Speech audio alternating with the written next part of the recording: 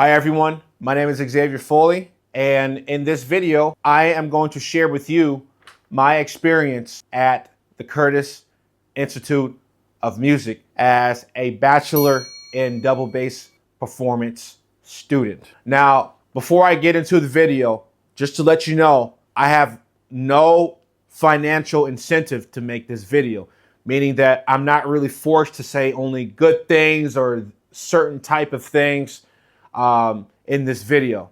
I'm not sponsored or anything. This is just me sharing the facts of me going into the school.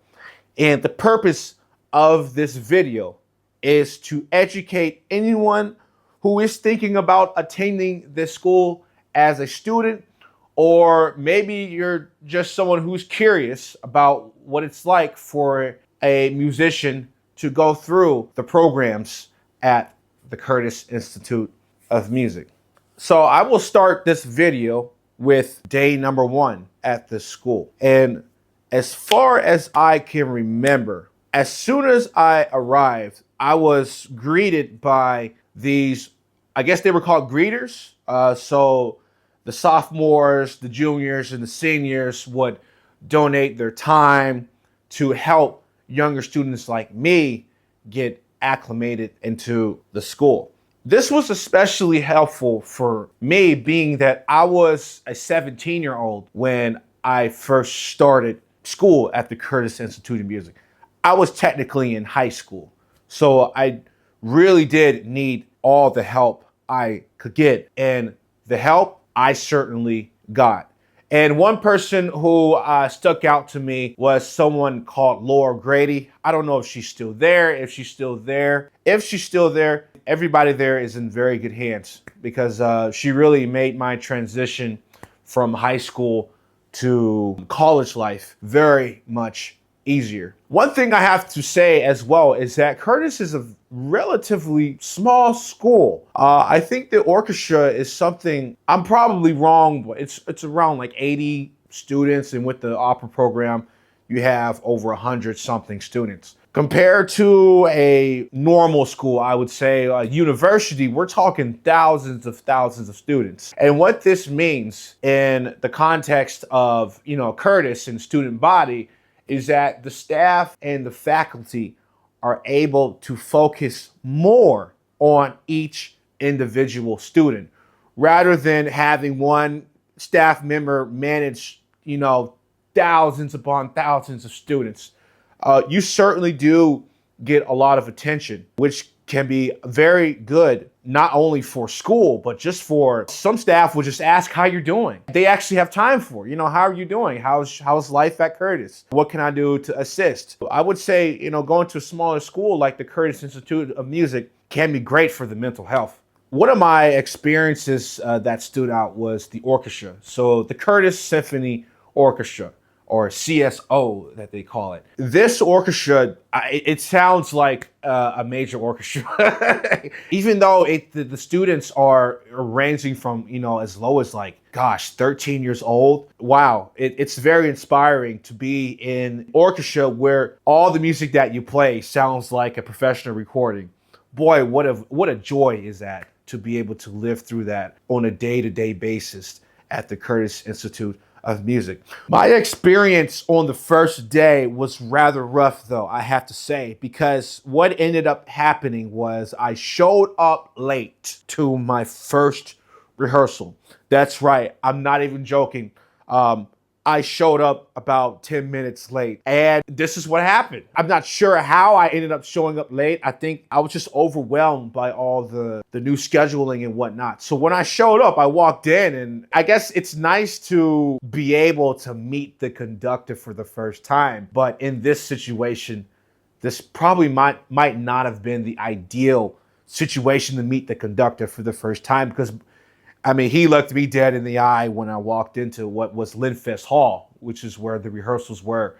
And everybody just kind of turned like, oh my God, who's this? Like everybody, this was peak embarrassment for me. This was definitely hands down one of the most embarrassing situations. I showed up late for my first rehearsal at the Curtis Institute of Music, which is kind of a precursor to my later experiences that weren't so great, which ended up being a good thing because I learned from my mistakes. This is something I'm going to talk about, taking advantage of experiences in music school, and not even just Curtis Institute of Music, but in general, being able to take bad experiences and turn them into good experiences. And I have an example for you. And to give a little bit of context for this example, I'm going to talk about the bass studio at the Curtis Institute of Music. Now, there's something about the bass studio that really stands out from the rest of the instruments. Like, you have the brass, you have the percussion, you have the upper strings, you have the lower strings, and then you have the violas. Okay, each different group has their own different kind of social dynamic. But the bass studio, I have to say, is one of the most tight knit because at the moment there were only 7 of us. Okay, so when there's only 7 of you, and the rest are like, there's like maybe 20 something violins or 40, I don't know. You really do bond. There's not many of you, so you tend to eat together. You tend to hang out together. I mean, we would go to like Five Guys Burgers and Fries. That was our spot. There was also this other place called 500 Degrees. It's somewhere in Philadelphia, and that's where we hung out. I mean, it was a very tight-knit community. That being said, I recall me not being the most social person when I first got into the Curtis Institute of Music. I was more of a lone wolf, okay? And to prove it to you, when I was in high school, by the way, for those of you who are in Georgia, I went to Allen T. Pope High School in Marietta, Georgia. When I was in high school, I was more of a lone wolf. I would avoid social interactions. I would not talk to anybody but the same 2 people in orchestra class. I was spending most of my time playing online video games. Do you guys remember World of Warcraft? Warcraft 3, Frozen Throne, just to name a few. League of Legends. I mean, I was in the alternate universe. I was definitely not in real life. Okay, so that being said, when I transitioned from high school to being in this tight-knit 7 double bass player community, I had some work to do. Okay, I wasn't really used to going out and eating with people. I would do that alone usually. And sometimes, we would just sit down and hang out outside the orchestra hall, at the Linfest Orchestra Hall. And that's something I wasn't used to. And, that also became a problem because, as a lot of you know, orchestra is a very teamwork activity. Orchestra requires you to work together, and that also requires you to have very good communication skills. And that is something that I severely lacked in when I got in. Perhaps the playing was fine. I mean, the audition was fine, but all the other stuff needed some work. Luckily, I was given a second chance. Now, why do I say second chance? Because I almost got kicked out. Fun fact. I bet you didn't know that. But I almost got kicked out of the school. And I remember I had a talk with my teacher there, one of them, who was Hal Robinson. And he told me, hey, look, you're on probation. And if anything happens, you're out. You have to get it together, man. Apparently, I got a lot of complaints. And, that's just what happens. So, but the good thing is it really did transform me as a person. It really, really did. And I have to give the credit to my teacher, Hal Robinson, for having the patience to not just, expel me from the school, but to really talk about, what's going on. I remember him asking me, like, what's going on, man? Tell me a little bit more about yourself and about your history before coming into Curtis. And just being able to connect with students like that as a teacher like Hal Robinson really can transform lives. And it certainly did for me. So Hal Robinson, if you're watching this, thank you so much. So now I'm going to talk about the student body of the Curtis Institute of Music. The best way to put it is that, as soon as I got to this school, I realized that I would be surrounded by very high achieving classical music musicians for years on end. Just going from Marietta, Georgia, and being in youth orchestra and being in music festivals like the Swanee Music Festival. I went to Swanee. I went to the Eastern Music Festival, Aston Music Festival. Transitioning to the Curtis Institute of Music student body, my gosh, I mean, it was an eye-opener. There were kids like doing the Queen Elizabeth competition who are the same age as me, if not younger than me. And I was only 17. We would have teenagers winning like, minuet competition. And there were kids that they were already soloists, basically. And they were my age or younger. I wasn't even 18 yet. I mean, wow. I have to say, the one word to describe the student body at the Curtis Institute of Music is inspiration. Just being around all of these high achieving players has inspired me to try, and I still try to this day, but to try to be just like them. If it wasn't for me being around all of these Queen Elizabeth competition winners or Tchaikovsky competition winners, if it wasn't for that, I would not be here today. I wouldn't have the opportunity to play all of the solo concerts that I have done or write the concertos for, bass and orchestra that I have done. That would not have happened. But, even just being roommates, I mean, one of my roommates was a Queen Elizabeth competition placer, and one of my roommates placed in the list competition and yada yada yada. I mean, it's like you live with these people, you you watch TV with them, and that's just what happens when you surround yourself with people like this. You kind of turn into what they are like. And so when I was being surrounded by these competition winners, I said to myself, gosh, maybe I should start competing. And so I started competing myself. Luckily, I won a few. I lost a lot, but I did win a few competitions, which did spearhead, right? That did assist in allowing me to perform double bass solo music, and especially my own concertos. So that is probably one of the biggest changes that I've experienced in the school. Now, I've only been to one music school, the Curtis Institute of Music. I have to say this one more time. If you're watching this and you're considering auditioning to music school, and maybe Curtis isn't the one. Maybe you're auditioning to some other schools abroad. I don't know. But one of the things that changed me, that I think will change anybody, is just being very aware of the kind of people who are at this school. I've heard somewhere that you are the 5 people that you surround yourself by. So the point is, if you're choosing a school, really see what kind of people are going to this school and what kind of people you are associating with. Because the people who you are around will subconsciously shape who you are as a person. So, I mean, if you go to a school where nobody's practicing and, everybody's partying and you're not really taking things seriously, you might end up that way. I don't know. I mean, that's just from my experience. And, just seeing other people at the school, I could tell that, everybody was so supportive. Like, oh, are you going to do this competition? You should do this competition.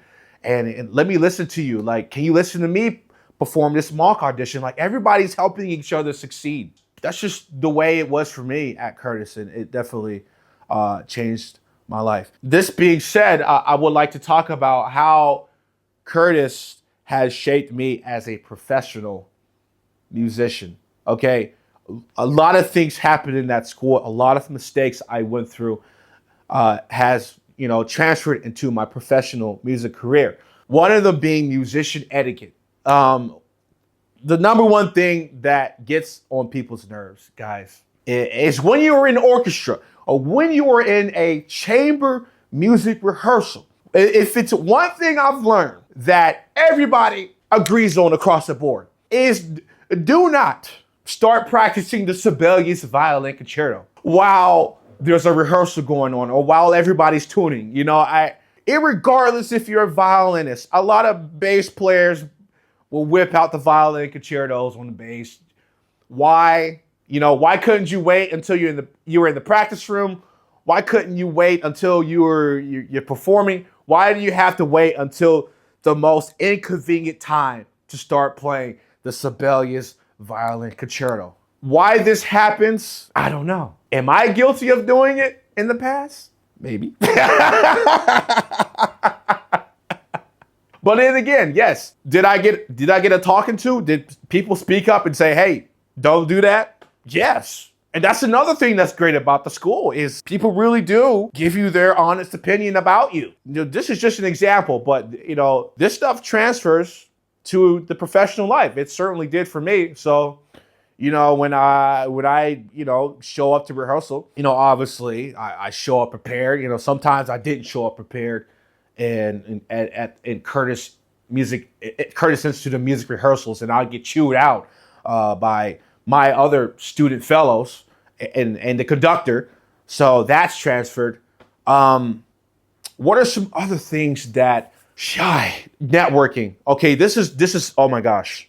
This is a huge one. As it turns out, folks, the people that you go to school with, and this is especially true at a school where everybody is extremely high achieving and very likely to pursue music as a professional career or just music in general. As it turns out, the person you're sitting next to is highly likely to be, for example, the music director of a major orchestra or the principal in a major orchestra like the Metropolitan Opera. I mean, I can't tell you how many people I've sat next to at the Curtis Institute of Music who have ended up principal player at the New York Phil, or the Philadelphia Orchestra, the Metropolitan Opera, the Berlin Phil.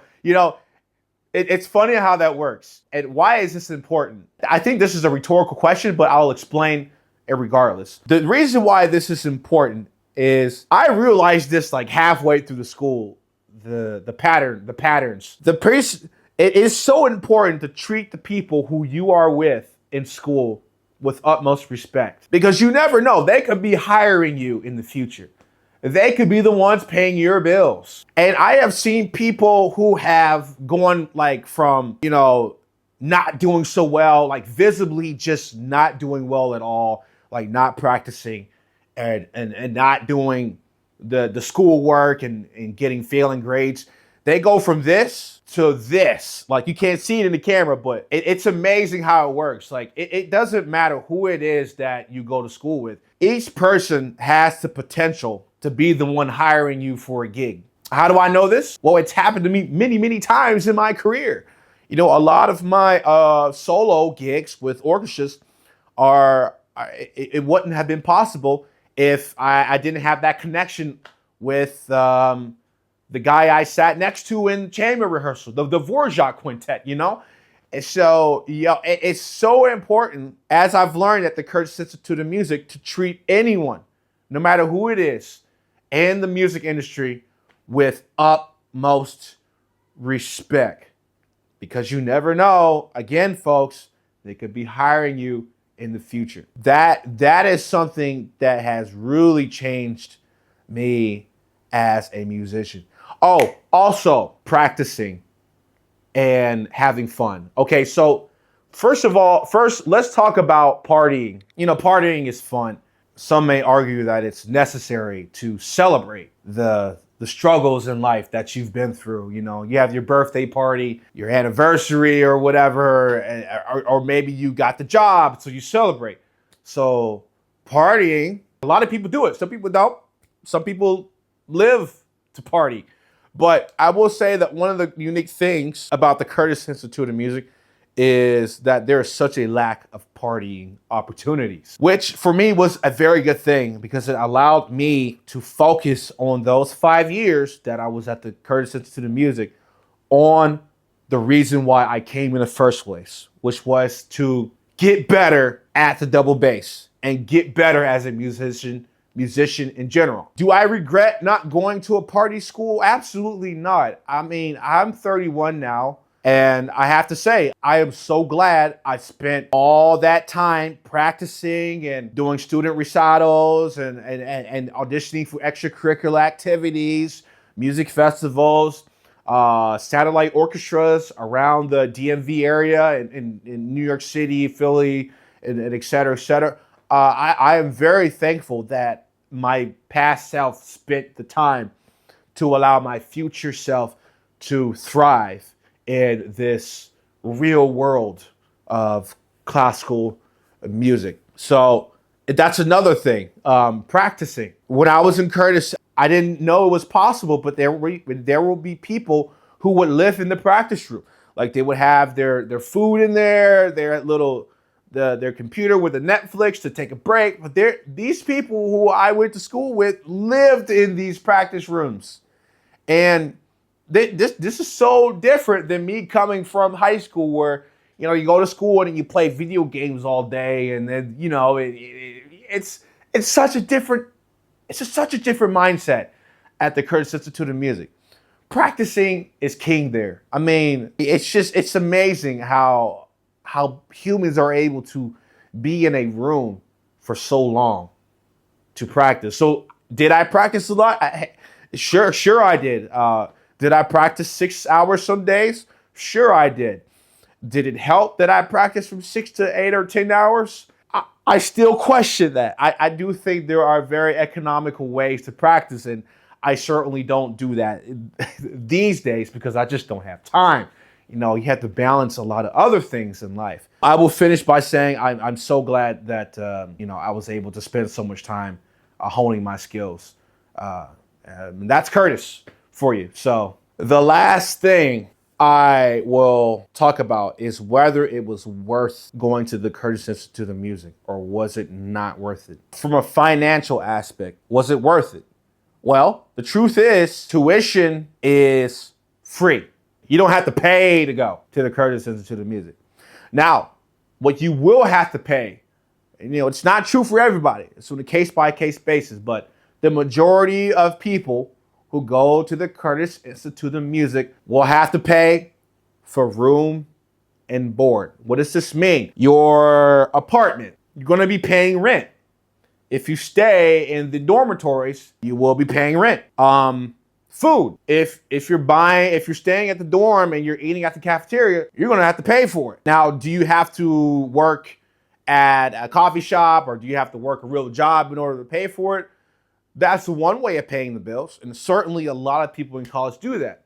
But another option would be to take out loans, and that's something I did. I took out loans, I paid for the food, I paid for the rent, and then after I graduated, it was then that I had to pay for my past due amounts at living in the apartment and eating there.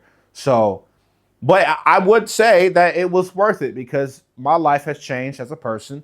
My career has changed for the better. The people who I'm around, because of the Curtis Institute of Music and the support I get, is definitely worth it. And just the sheer fact that a lot of people who I collaborate with and who invite me to perform at X, Y, and Z engagement are people I've met at the Curtis Institute of Music. So was it worth it again?